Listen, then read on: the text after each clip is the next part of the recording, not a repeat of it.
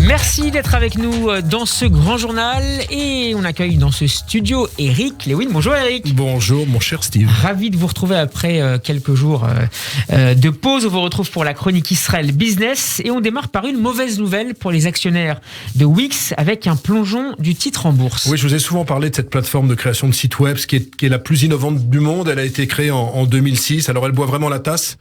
Si vous me permettez cette expression, 40% de baisse en un mois, 50% de baisse depuis le début de l'année, une valorisation qui est tombée à 4 milliards de dollars. Alors que se passe-t-il ? Il y a bien sûr des raisons conjoncturelles avec la baisse des marchés financiers liés bien entendu à la guerre en Ukraine, mais également des raisons structurelles dans la mesure où par exemple les derniers chiffres économiques ne sont pas au rendez-vous.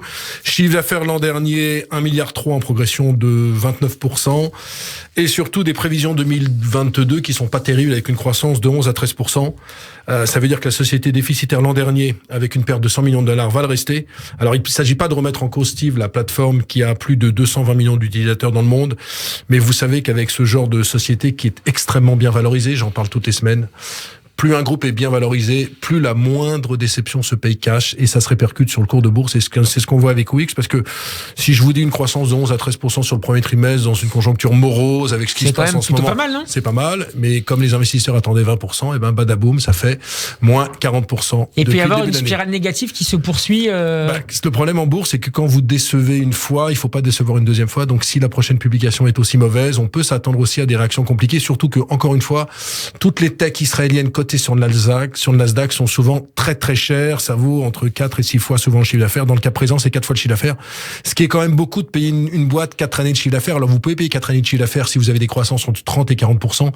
Avec 11 à 12%, c'est un peu ric-rac si vous me permettez cette expression. Comment la société pourrait rebondir dans les prochains mois ? Meilleurs résultats. Le fait de ne plus décevoir les investisseurs. Il y a quand même un contexte. Alors on n'en parle pas, c'est pas la chronique, mais c'est vrai que sur les marchés financiers en ce moment, c'est un peu compliqué. Quand on regarde le CAC 40, il doit faire moins 15% depuis le début de l'année. Le Nasdaq doit faire moins 12%.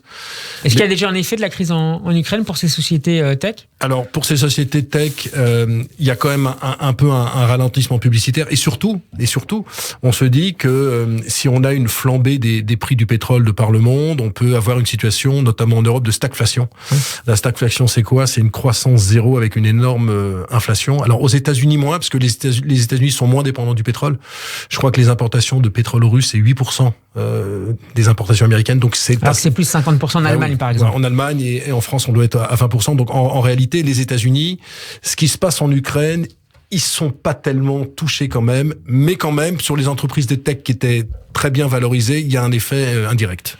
Eric, les groupes français misent de plus en plus sur Israël, on s'en réjouit. C'est le cas notamment de Carrefour. Alors Carrefour avait déjà essayé de venir en 2016. Il négociait avec une chaîne qui s'appelle Victory, mais il y a eu un échec. Et donc là, c'est fait d'ici la fin de l'année, partenariat avec le groupe Electra Consumer Products via sa filiale qui s'appelle Enot Bitan. L'idée est d'ouvrir des magasins franchisés dans le pays, ce que sait parfaitement faire le groupe français. Alors Carrefour, c'est 14 000 magasins, plus de 40 pays. Carrefour avait défrayé la chronique, notamment en France, parce qu'il y avait des rumeurs d'adossement. Il y avait une rumeur d'adossement de la part d'un groupe canadien qui s'appelle Couche-Tard.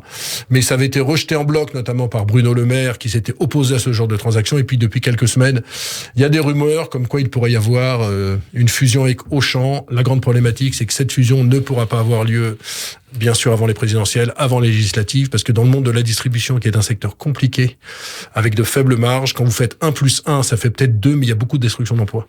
Donc on voit mal le gouvernement accepter une fusion, et puis à la clé 10 000, 12 000, 15 000 suppressions d'emplois. Mais c'est vrai que Carrefour, on sort un peu du sujet israélien, c'est une proie idéale pour un acteur de la distribution européenne. Petit acteur, qui est rentable, qui a de belles positions.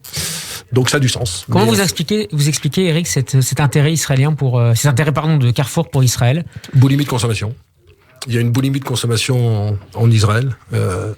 Quand vous allez en Israël, vous vous rendez compte que même si le pouvoir d'achat n'est parfois pas au rendez-vous, les Israéliens ils continuent d'acheter en masse. La consommation est vraiment le moteur de l'économie israélienne, et donc tous les groupes français, européens essayent de s'engouffrer dans cette brèche. Et puis Carrefour, il manquait une petite pierre à l'édifice dans toute cette région du monde où il n'est pas très bien représenté. Est-ce que la digitalisation de la société israélienne est aussi quelque chose qui intéresse Carrefour pour les années à venir ?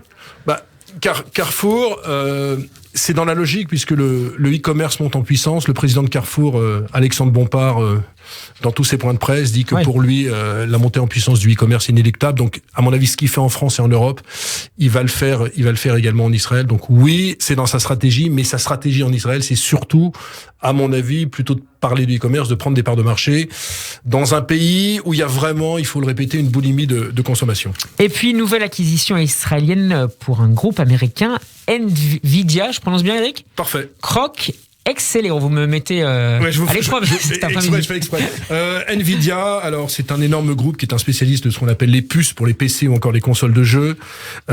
C'est un groupe qui vient de prendre le contrôle d'Excelero. C'est un spécialiste du stockage des données. C'est une boîte israélienne qui a notamment des bureaux du côté de Ranana et de Tel Aviv. Alors aucun chiffre n'a été donné pour cette transaction. Rappelons qu'Excelero a été fondé en 2014, levée de fonds de plus de 30 millions de dollars depuis sa création. Et pour Nvidia, Israël n'est pas du tout une terre inconnue, dans la mesure où elle avait acheté l'an dernier, il y a 2 ans déjà, en 2020, pour 7 milliards de dollars en plein Covid, Mellanox, qui est un spécialiste des réseaux informatiques.